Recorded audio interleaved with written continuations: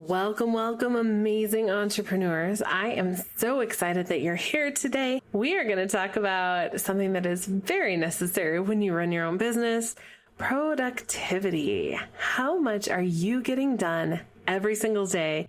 We're going to talk about 3 things that you can start doing today to get more done in your business and in your life, and how to stay focused on the things that you need to do, even if you don't want to do them, including one that I get a lot of pushback on when I tell my students and encourage them to try it. I know it's scary. I am so excited for the official launch of the podcast. This is the Business Straight Up podcast. Check out show notes for this and all episodes at www.businessstraightuppodcast.com. And if you love it, please subscribe on iTunes and leave a review. I know that it takes some time, but man, those reviews mean so much to me. And we have a special prize coming up for a review of the week that you won't want to miss. I'm really excited for that. So without further ado, let's jump in and talk about productivity, how to get more done. Hey there, awesome people. I am Brooke Summer, and you are listening to Business Straight Up, the podcast for creative entrepreneurs to learn, connect, grow, and build the business and life that they dream of. Welcome, let's get going and dive right in.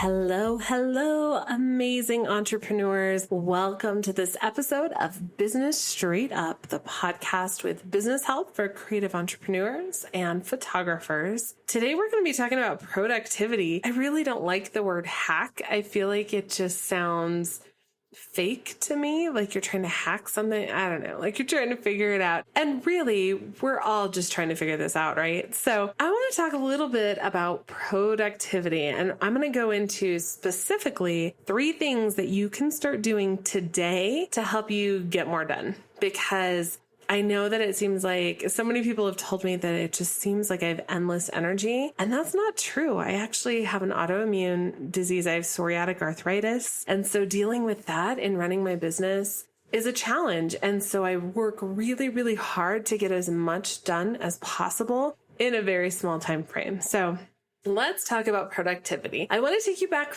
first of all, to the year 2009. My first session was in 2006. As I've shared with you in the past, I did my first paid session was a senior session for a whopping $20. And I was just so thrilled that someone was going to pay me to do what I loved. And it was amazing. And I kind of just shot here and there, did a couple seniors, some family stuff like that. And when I started working with boudoir specifically in 2009, I was so excited. This new genre, loved it. And I was just so excited to move forward with it. I spent about 3 years. That was also the year that I went from my Sony camera to a Canon. I got my first Canon SLR. I met a guy at a weird diner from Craigslist because I was a little scared, and I took my husband, who was my boyfriend at the time, with me and bought this camera, super excited, and I started really shooting a lot in 2009. So I spent about 3 years really, really learning my camera. And in 2012, I knew that I wasn't necessarily an expert with my camera, but I was getting good, and I knew what I was doing. And this at the time was my side hustle. So I was working in my marketing job, and this was what I did on the weekends, at night, all that good stuff. So if I knew my camera pretty well and I took good photos, why weren't people booking me? That was the golden question, right? I was like, I have a website. Now, I'm not saying it was a great website, but I had a website, and I had Facebook, and I was part of community, and I was doing all of these things, but people weren't booking me. And there's so much that goes into that, and it's this really long story, so we're not going to talk about that today. But ultimately, I decided that my focus now needed to be on business instead of just shooting when it came to education. So prior to this, I had gone to every shooting class I could possibly think of, like off-camera flash and posing and lighting and all of these crazy shooting classes. I remember being in tears trying to figure out how to get the background blurry. Has anyone been with me on that or learning Photoshop? Oh my gosh, another tears moment. I literally had to remove every other image program from my computer to force myself to use Photoshop because I would just revert back to my old programs when I got frustrated. And there were so many tears shed, but I learned it. I learned Photoshop. I learned how to shoot. And now I knew that it was time to learn business. 2012 was also the year I got laid off from my full-time job. And so I was terrified. I was so scared. And that was the first year that I invested what was an absolutely insane amount of money for me at the time into a business course that had absolutely nothing to do with photography and everything to do with business. It was $2,000 and I had to split up the payments on my credit card and I was terrified about going into debt. I just remember I was like, $2,000, that is so much money because I didn't have any money coming in. I mean, I had my full-time job, which was great. And it wasn't a bad salary, but it definitely wasn't allowing me to just spend $2,000 whenever I wanted to. So with my husband's, or at that time, fiance, actually, no, husband. Yeah, we got married 9, 10, 11. Sorry, honey.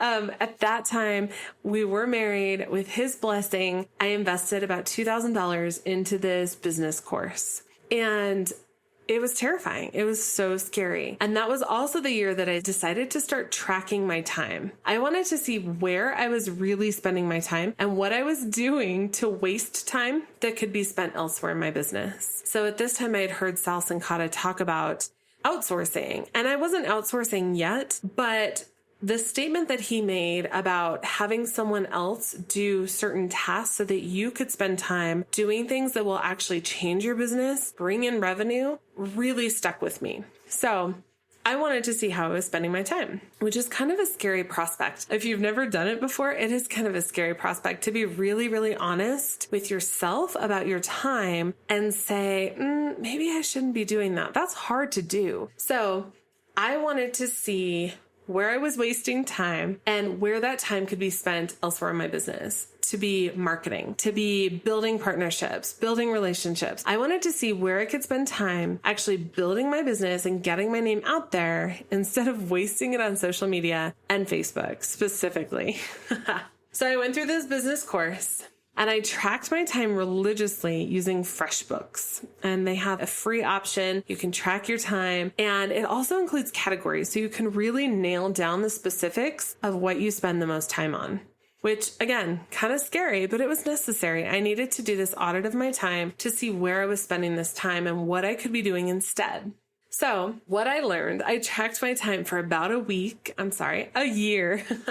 I tracked my time for a year and I tracked everything. I tracked networking and social media and emails and blog posts and everything, editing. I tracked it all. And I learned that I was working between 60 and 80 hours a week. And so much of that was spent going back and forth between tasks.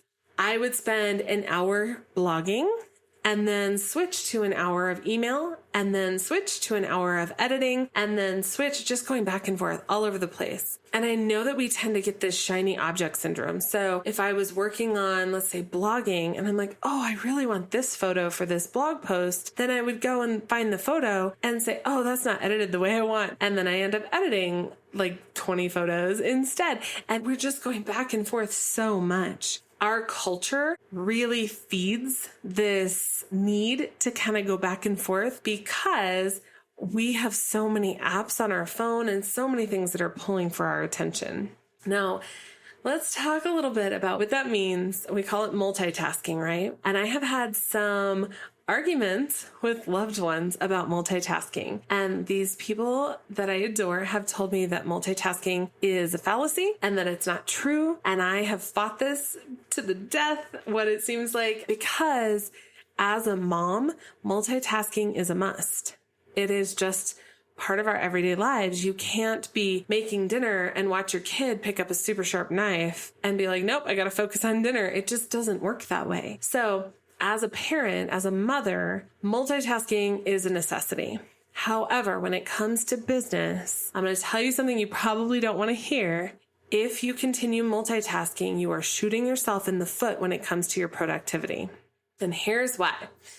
So I've done a lot of research on this and I've looked into it more, and there's something called context switching. So, for example, if you have an 8-hour day and you decide that you are going to spend 4 hours of that day editing and 4 hours of that day marketing, logic would say that you are spending 50% of your time editing and 50% of your time marketing. Yes? Because we have 100% in your day. And if you're going to do half and half, then logically the brain would say, well, that's 50% on each side. But the fact is that that is not true. The more that you split up your attention, the more time it takes for your brain to go back and forth between the two. It's a phrase called context switching. So what that means is if you have an 8-hour day and you're going to spend 4 hours on one activity and 4 hours on another, instead of 50% on each activity, you're actually looking at probably about 45% on one activity and 45% on another activity, leaving you 10% of time that is wasted because your brain is now trying to adjust to switching between the two.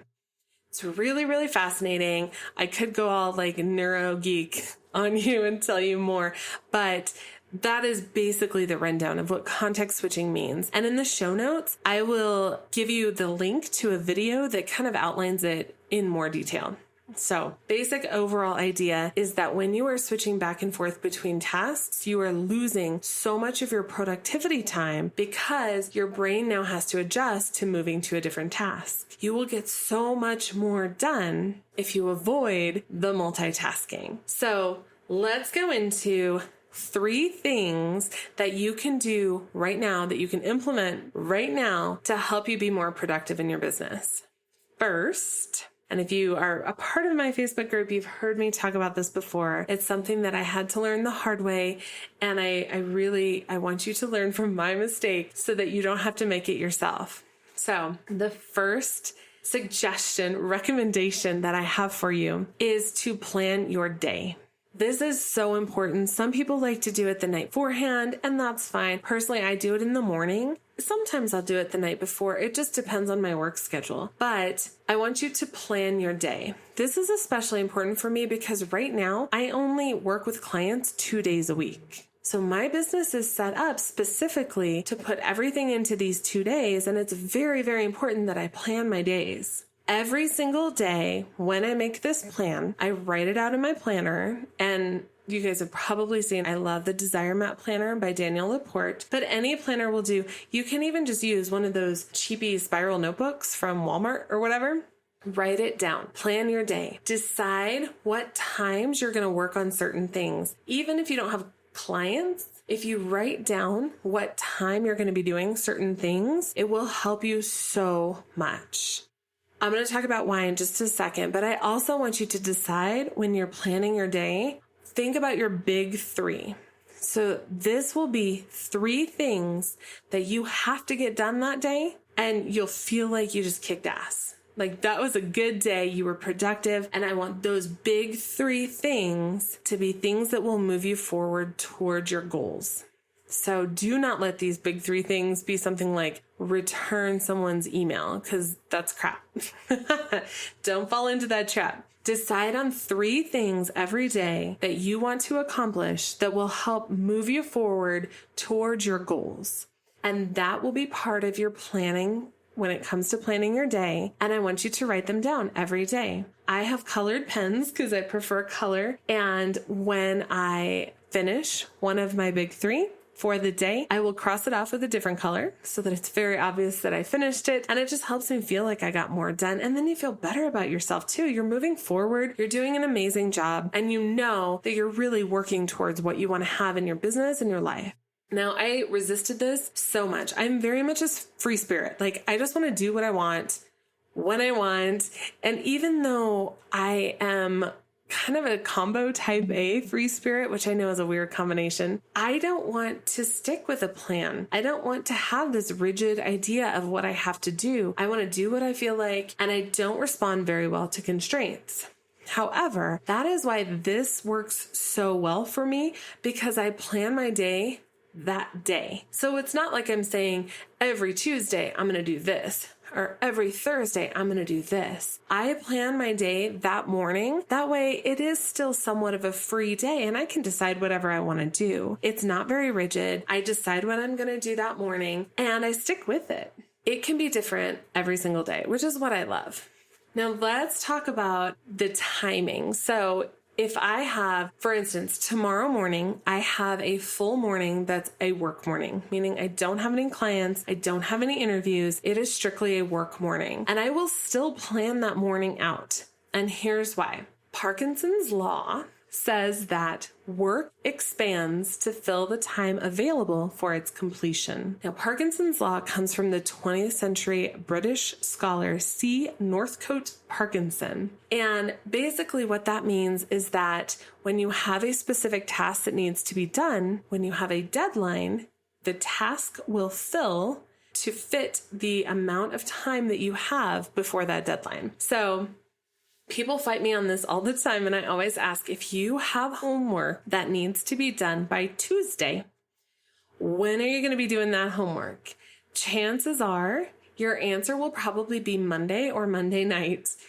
We put things off. We procrastinate and we let things take the amount of time that we give them. And that's not necessarily a bad thing. However, when you have a specific task that needs to be done, sometimes you just need to get it done, and putting it off and putting it off and putting it off can really be a drawback when it comes to your productivity. So the reason that I'm telling you this is because of the timing with planning your day. I will plan very specific tasks for very specific times. So for instance, if I know that I have a work day tomorrow, I will say from 9 a.m. to 10 a.m. will be podcast work. From 10 a.m. to 11 a.m. will be this work. And usually they're kind of all related. So maybe podcasts, maybe interviews, maybe I'm speaking with potential interview, awesome boss ladies. There could be so many different things that are related. However, I do put a time on them. And the reason is Parkinson's law. When you have a specific amount of time to complete a task, you will likely spread that task out, even if maybe it's just a phone call. And you're like, from 9 to 9:30, I'm going to get this phone call done. You're probably going to make that phone call at 9:25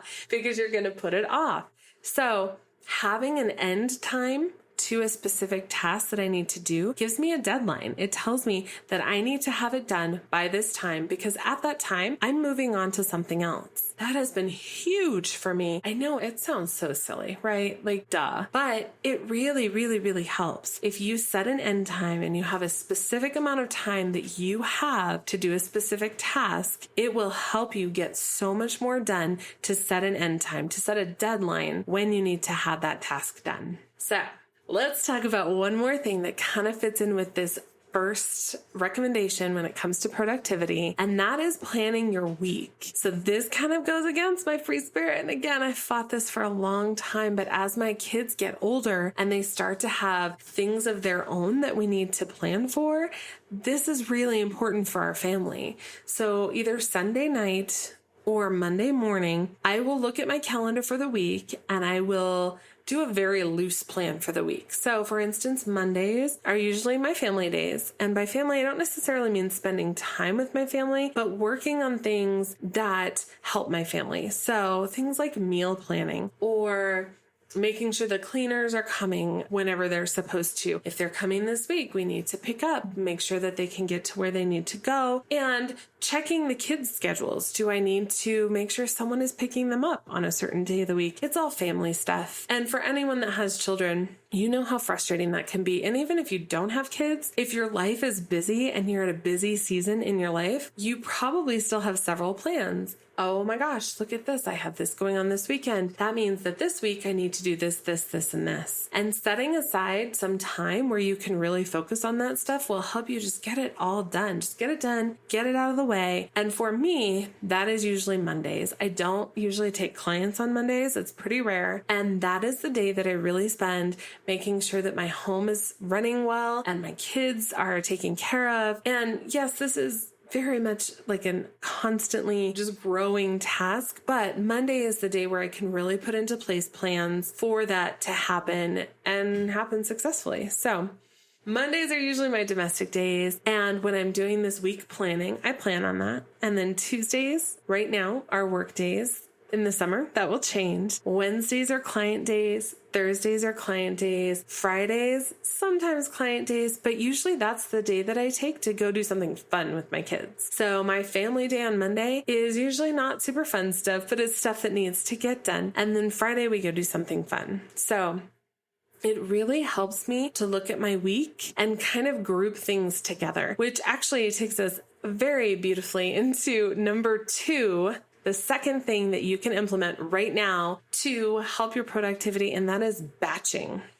This is something that I did not feel like I needed to do for a long time. And then once I started doing it, I was kicking myself like, why the heck didn't I do this sooner? This is crazy. And this is kind of what I was talking about in planning your week. Batching means to put the same tasks or very similar tasks all together. For instance, if you are doing editing of photos, set aside a day to do it all, because that will avoid that context switching that we were talking about, and you won't be going back and forth between editing and email and Facebook and all this stuff. Put everything together so that you can get so much done in that time because you're super focused. I also batch, kind of a girl inside trick. When you work from home, you tend to wear like yoga pants and a t-shirt because, well, you can. So batching my external appointments, interviews, things like that really helps, because then I only have to get dressed up and do my makeup one day a week. I know some of you are probably rolling your eyes at that, and others of you are like, hell yeah. So that really helps me to batch all of my appointments together. Also, I batch my client work as well. Like I said, I only work with clients 2 days a week. And some people think that that's really rigid and a constraint for my clients. And it's really not. My clients know and love my schedule, and we make it work. So I usually only work with clients 2 days a week, and we have a ball. I do all my shoots on those days. I do all of my reveals on those days. I do all of my deliveries on those days. And it also helps with my team because I can have one of my team members here to help me with those things. And she doesn't have to be here 4 days a week. We get it all done. We batch it together, and it makes life so much easier because we're not bouncing all over the place, trying to focus and really failing at focusing overall. Another thing that's really, really helpful when it comes to batching is keeping like projects together. So for instance, when it comes to my podcast work, I typically just call it podcast work. So it may be recording, it may be editing, it may be show notes. It doesn't really matter. It's all podcast work. And for you, it might be client work, or it could be marketing. Maybe you set aside a full day for marketing. And in that time, you set up your editorial calendar and schedule all of your social media, or you meet with people and discuss partnerships all day, and you just have several meetings, because when you are focused on that and you have a set goal, it will help you to just do one right after the other. Speaking of social media, let's talk about batching that, because that can be such a huge, huge time suck. Oh my gosh.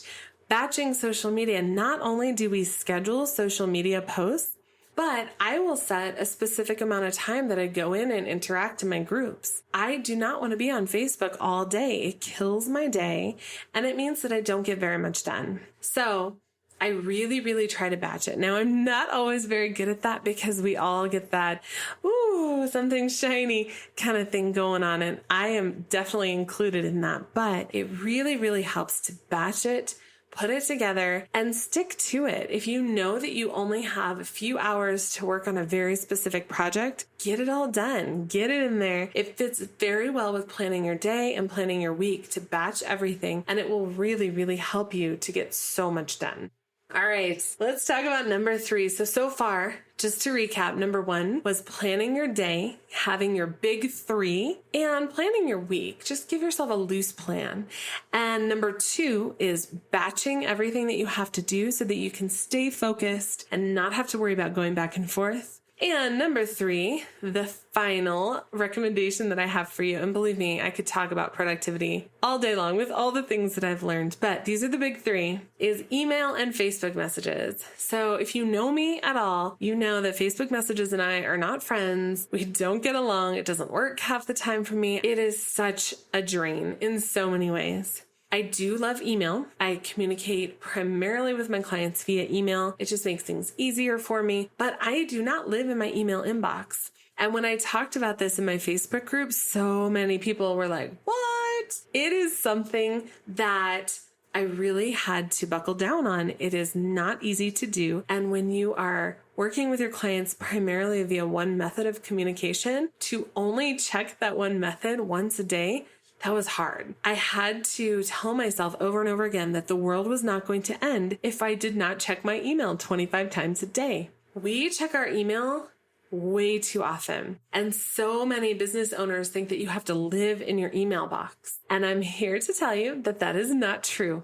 I check my email once a day. Now, I do have it on my phone. And if I, for instance, have a client tomorrow and I see that she sends me an email, I will look at that email. But I'm not going to go in and respond unless there's a fire to put out. And usually that's only like, client's coming in tomorrow and she just realized she has a ton of bug bites on her legs. Is that going to be okay?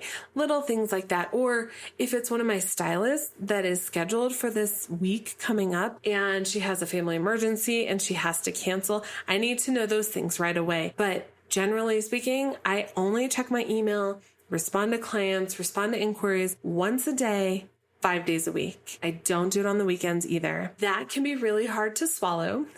But it really, really, really helps you get so much more done. Email can just be a huge time suck, so much like social media. And if you are on several newsletter lists or email lists, and believe me, I'm on, I think Unroll Me said like 500 recently. I love information. I am an information junkie. Give me all the information. I love to learn, education. I want it all. And it all comes via email. So I have really had to stop myself and say, you know what? The world's not going to end right now. If you are spending some time with your family, if you're out with your partner and you're constantly checking email, that sucks.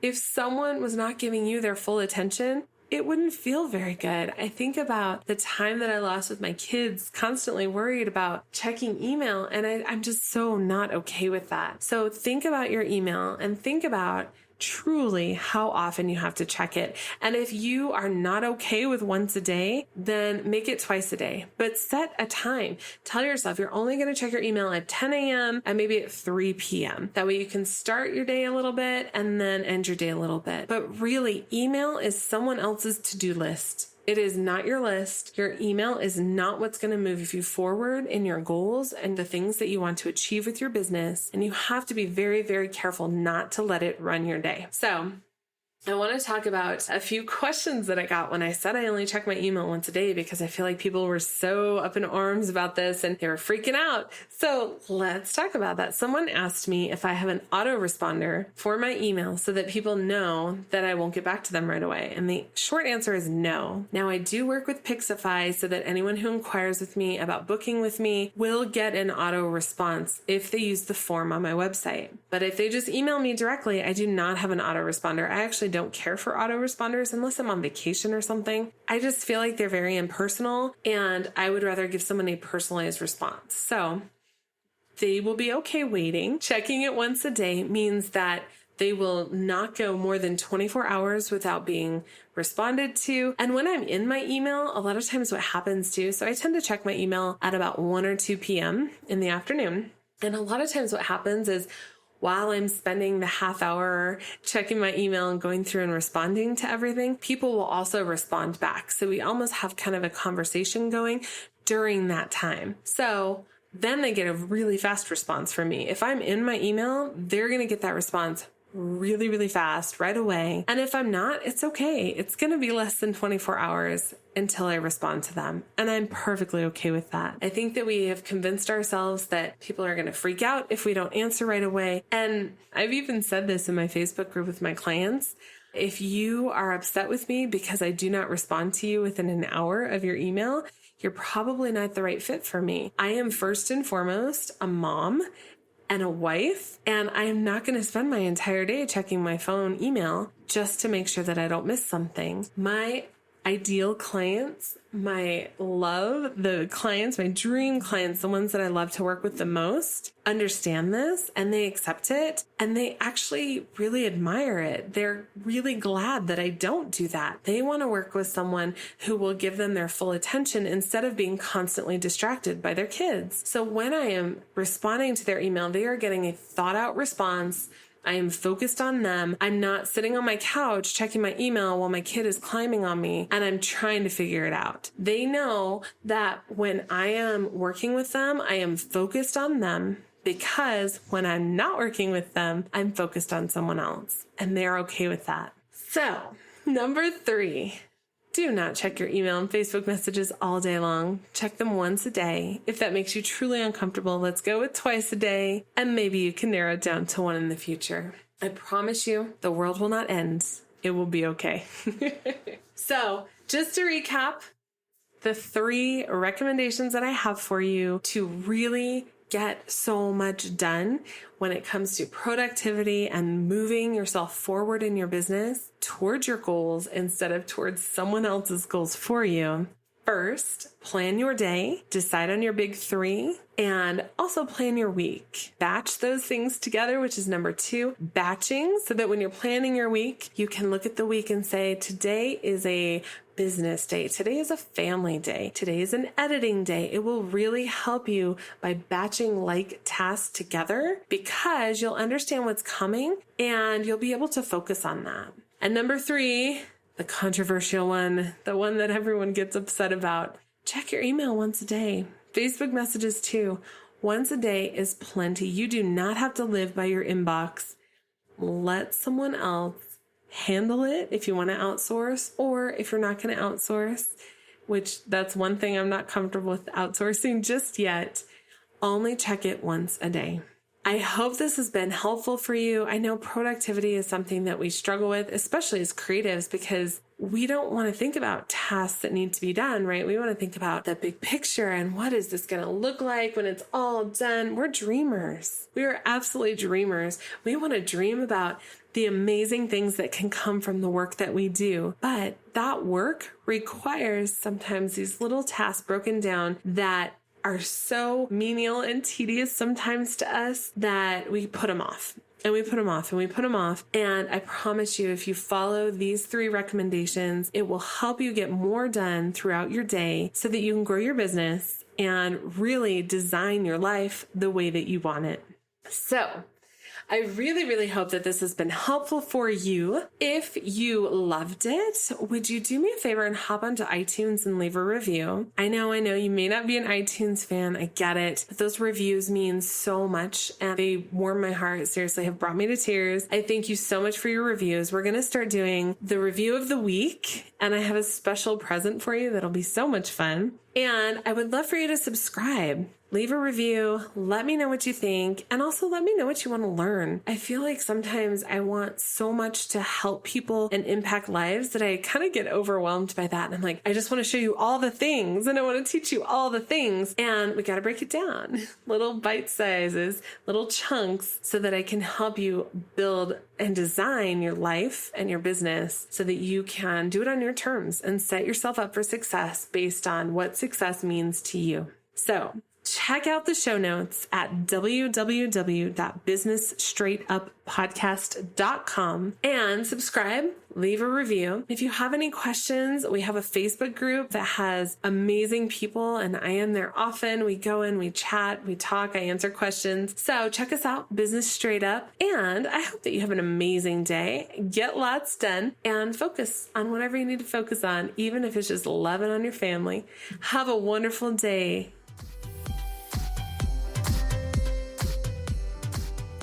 Thank you so much for listening to Business Straight Up. I'm so glad that you could join us today. Check out the show notes for this and all of the episodes at businessstraightuppodcast.com. And I can't wait to talk with you again. Have a great day.